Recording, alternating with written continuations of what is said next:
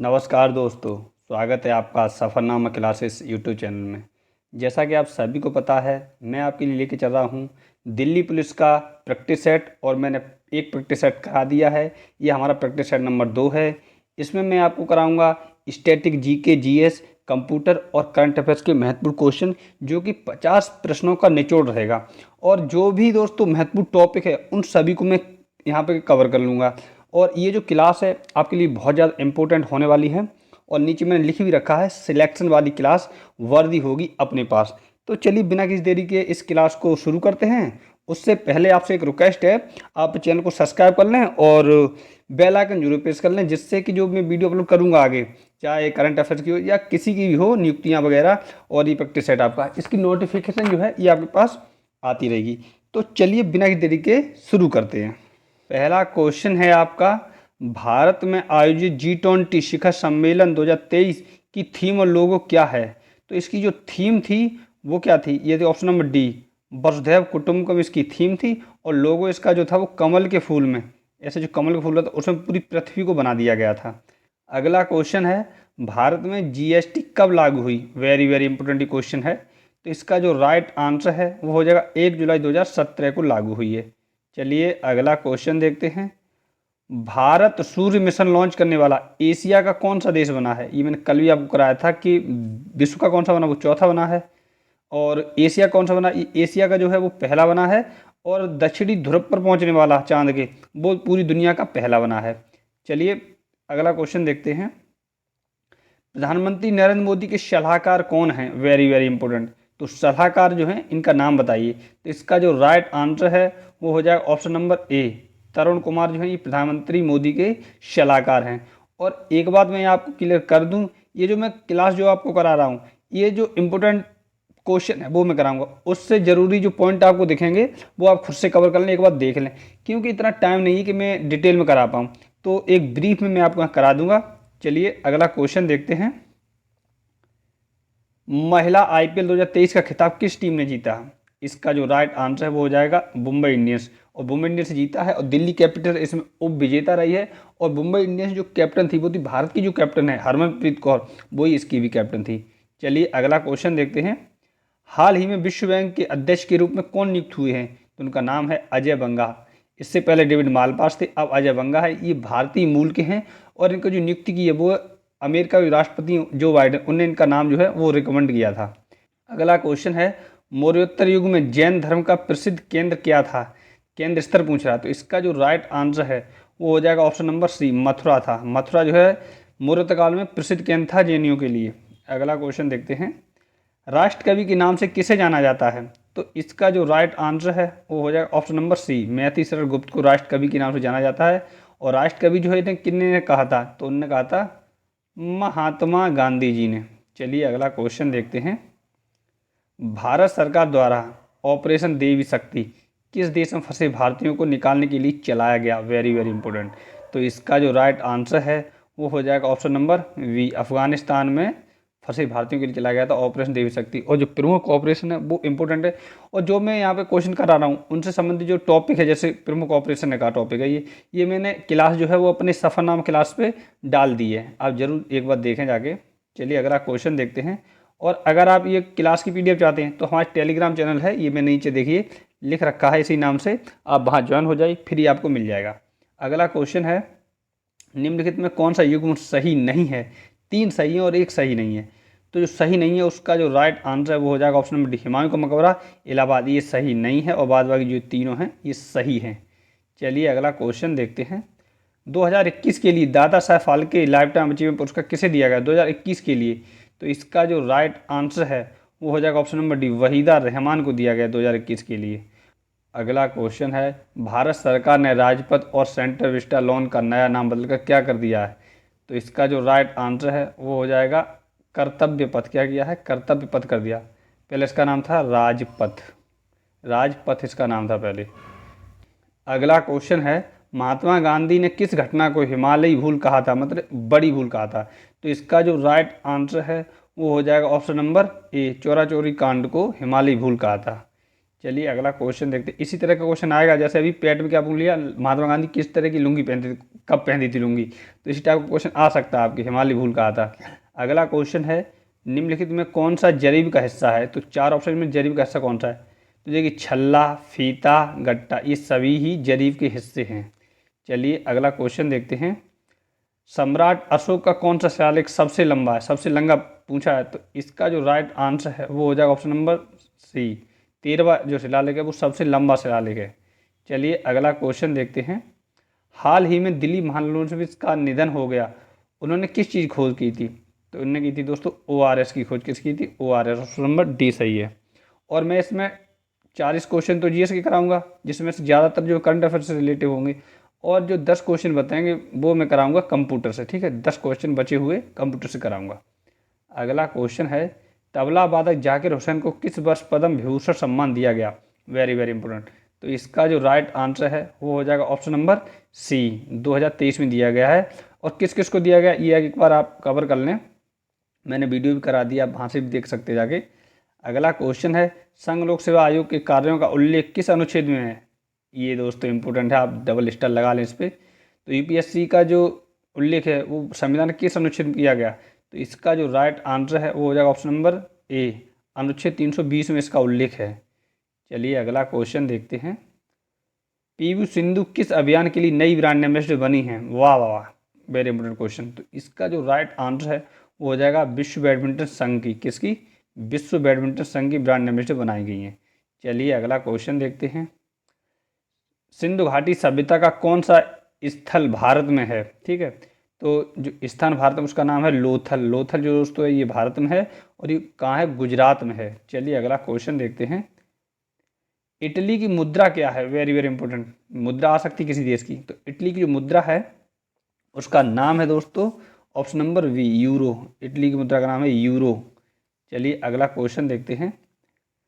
आंग्ल समाज में हत्या कब तक अपराध नहीं मानी जाती थी, इस टाइप का भी क्वेश्चन आ सकता है, तो इसका जो राइट आंसर है वो हो जाएगा ऑप्शन नंबर सी, 10वीं शताब्दी तक हत्या जो है वो अपराध नहीं मानी जाती थी। चलिए अगला क्वेश्चन है निम्नलिखित केंद्र शासित क्षेत्रों में सर्वाधिक बड़ा आकार किसका है, तो इसका जो राइट आंसर है वो हो जाएगा ऑप्शन नंबर,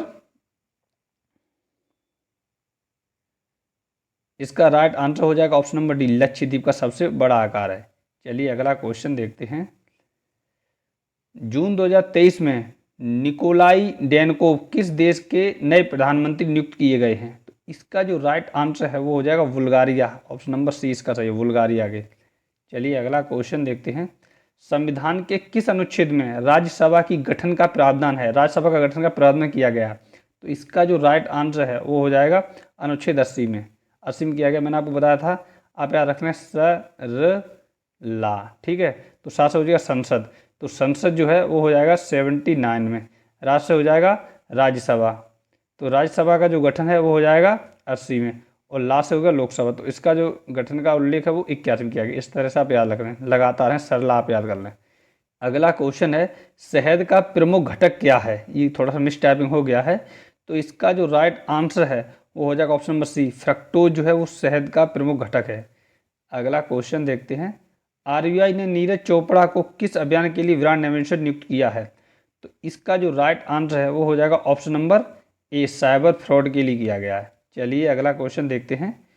उत्तर प्रदेश में गढ़ मेला प्रतिवर्ष कहाँ आयोजित किया जाता है, तो गढ़ मेला जो है वो उत्तर प्रदेश के गढ़ नाम से ही आता है, कहाँ किया जाता है, ऑप्शन नंबर ए सही है, गढ़ मुक्तेश्वर में किया जाता है, पश्चिमी यूपी में। चलिए अगला क्वेश्चन देखते हैं।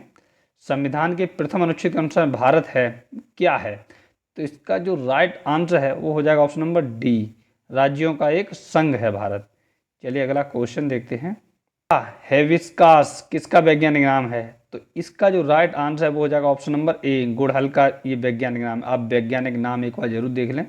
अगला क्वेश्चन है रणजी ट्रॉफी 2023 का खिताब किस टीम ने जीता, तो इसका जो राइट आंसर है वो हो जाएगा सौराष्ट्र, ऑप्शन नंबर सी इसका सही, सौराष्ट्र ने जीता 2023 में, और 2022 में ये मध्य प्रदेश ने जीता 2022 में, और पहली बार जीता था मध्य प्रदेश ने। चलिए अगला क्वेश्चन देखते हैं। ग्लोबल हंगर इंडेक्स 2023 में भारत किस स्थान पर है, इस टाइप का क्वेश्चन आ सकता है, और आप स्टार मार्क लगा लीजिए। इसका जो राइट आंसर है वो हो जाएगा ऑप्शन नंबर सी 111 पे। आप याद रखना 111 पे। चलिए अगला क्वेश्चन देखते हैं। इस साल की सबसे ज़्यादा चर्चित पुस्तक अम्बेडकर अलाइव के लेखक कौन हैं? तो कांग्रेस के नेता शशि थरूर, ये कांग्रेस के नेता हैं और राज्यसभा के सांसद भी हैं। चलिए अगला क्वेश्चन देखते हैं। विश्व सांख्यिकी दिवस किस तिथि को मनाया जाता है? Very very important. विश्व सांख्यिकी दिवस जो है वो किस तिथि को मनाया जाता है? तो इसका जो राइट आंसर है वो हो जाएगा ऑप्शन नंबर डी 20 अक्टूबर को मनाते हैं विश्व सांख्यिकी दिवस। चलिए अगला क्वेश्चन देखते हैं। निम्न में कौन सा एक रोग एक व्यक्ति से दूसरे व्यक्ति से संक्रमित नहीं होता है, में ट्रांसफर नहीं होता है?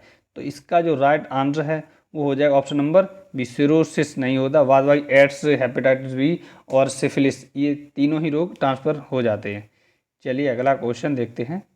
मनुस्मृति, रामायण और महाभारत की रचना किस काल में हुई? Very very important. तो इसका जो राइट आंसर है वो हो जाएगा ऑप्शन नंबर डी शुंग काल में हुई इन सभी ग्रंथों की रचना। आप देख लें मनुस्मृति, रामायण और महाभारत। चलिए अगला क्वेश्चन देखते हैं। निम्नलिखित में से कर्नाटक में कौन से मौसम मनाए जाते हैं? तो कौन कौन सा मौसम है जो कर्नाटक में मनाया जाता है? तो इसका जो राइट आंसर है वो हो जाएगा ऑप्शन नंबर डी सही है, यानी कि ए और बी दोनों मनाया जाता है। हम्पी और उगादि कर्नाटक के महत्वपूर्ण त्यौहार हैं, आप याद कर लें। अगला क्वेश्चन है। भारत में रजत क्रांति किससे संबंधित है? तो किससे संबंधित रजत? तो इसका जो राइट आंसर है वो हो जाएगा अंडा और चिकन से संबंधित है रजत क्रांति। रजत मान सफ़ेद होता है। अगला क्वेश्चन है। निम्न में भारत की सीमा से तीन तरफ से घिरा कौन सा देश है? तो सभी को पता है जो तीन तरफ से घिरा हुआ वो है बांग्लादेश। ऑप्शन नंबर 20 है, ये बांग्लादेश भारत की सीमा से तीनों तरफ से घिरा हुआ देश है। चलिए अगला क्वेश्चन देखते हैं। अगला क्वेश्चन है। झांसी की रानी का जन्म स्थान क्या है? तो झांसी की रानी का जो जन्म स्थान है वो है यूपी के वाराणसी, इनका वो था मायका।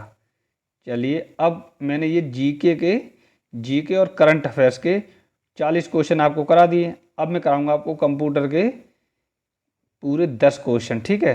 तो चलिए बिना किसी देरी के शुरू करते हैं। तो बहुत ही इंपॉर्टेंट क्वेश्चन है। क्वेश्चन नंबर 1 है। ध्वनि की पुनरुत्थान के लिए एक सीधी ऑडियो प्लेयर में प्रयुक्त होता है। तो इसका जो राइट आंसर है वो हो जाएगा option number C laser beam. क्या होता है? Laser beam. अच्छे से आप देखें, क्वेश्चन कंप्यूटर के बहुत महत्वपूर्ण है। अगला क्वेश्चन है। कंप्यूटर में स्मृति का प्रकार नहीं है, तो चार ऑप्शन में से क्या नहीं है? तो इसका राइट आंसर हो जाएगा सर्वर जो है ये स्मृति, यानी कि मेमोरी का प्रकार नहीं। स्मृति मतलब मेमोरी होती है, हिंदी है मेमोरी का स्मृति। चलिए अगला क्वेश्चन का देखें। एक कंप्यूटर प्रोग्राम जिस कंप्यूटर का प्रयोग करना आसान हो जाता है, तो इसके आगे क्या है? हो जाता है। तो इसका जो राइट आंसर है वो हो जाएगा option number D utility software.